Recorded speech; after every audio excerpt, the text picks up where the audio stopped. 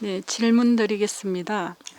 주위 사람이나 아는 사람이 잘 되면 배 아파하는 이유가 무엇인지 가르침 부탁드리겠습니다. 네, 바로 그거예요. 인간은 육생을 살아가요. 동물처럼. 그러니까 부러울 수밖에 없는 것이죠. 너를 위해 살아가는 삶의 차원을 몰라요. 사랑할 줄 모른다는 얘기죠. 그게 부모한테부터 일어나면 자식은 그 기운을 그대로 받아들여 갖고 사회에 나가서도 자식은 자식의 도리를 다 하질 못해요. 부모를 닮는 게 자식이라고 그랬어요. 또 그러한 자식은 부모가 키운다고 그랬습니다. 똑같은 것이죠. 발전이 없는 것이에요.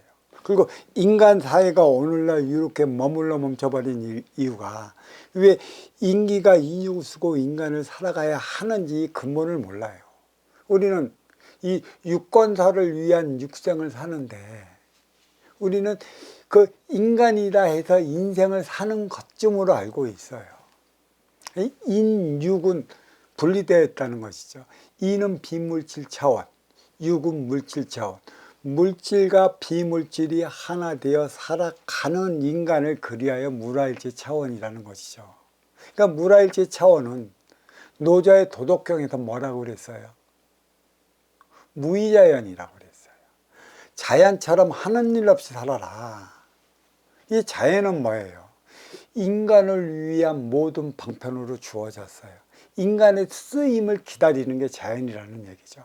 얼마만큼 이롭고 덕되게 쓰느냐, 그러한 일을 만나느냐에 따라 그쪽이 빛나는 것이죠. 골고리 대신이라고 그랬어요. 인격신들은 이 지상뿐만 아니라 삼라만상의 모든 만물에 자리하고 있지 않은 게 없어요. 그렇게 인의 기운이 많다라는 얘기죠.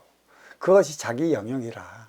그래서 삼라만상을 가리켜 보이지 않는 저승은 뭐라고 그랬어요? 삼천대천이라고 그랬어요.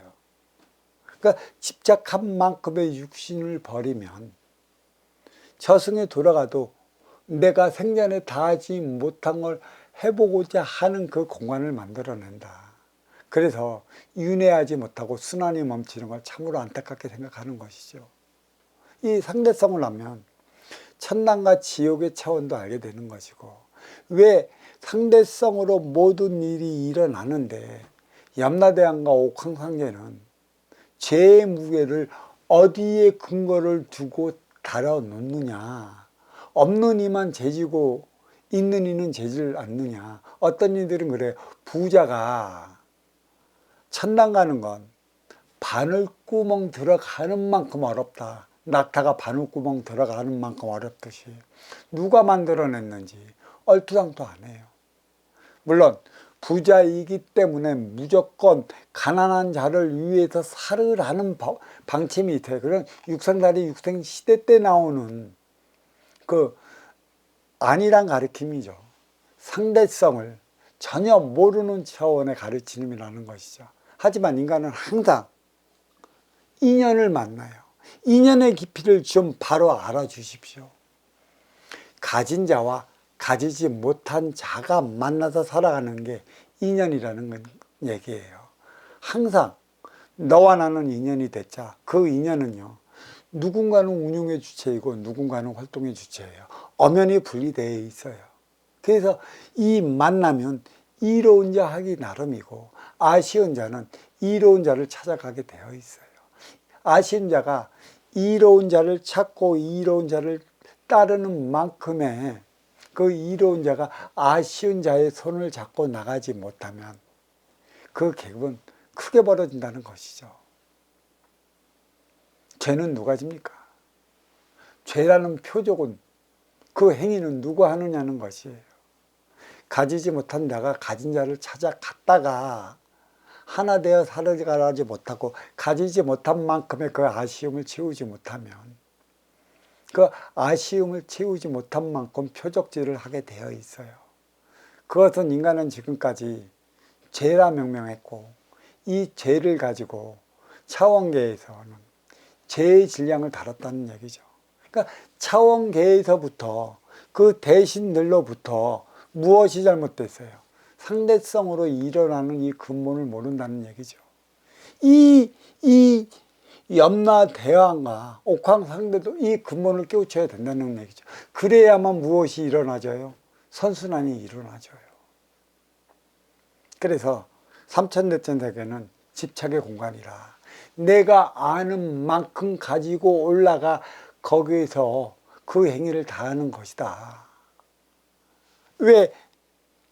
그러면 그 높은 자리에 있던 그 인격 신들이 인육을 받고 큰 대신으로 현현에 만백성을 깨우치기 위한 법문을 내대느냐.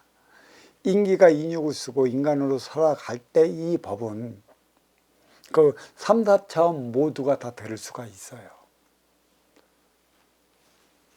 그러니까 비물질, 기운만이 있는 세계도 들을 수 있고 물질, 인간이 모두가 다 들을 수가 있는 것이죠. 하지만 인계가 인육을 받고 영혼이 되어 저승으로 돌아간다 하더라도 이 저승에서 하는 소리는 인의 기운, 영혼, 심만 들을 수 있는 것이지 인간이 못 듣는다는 얘기입니다.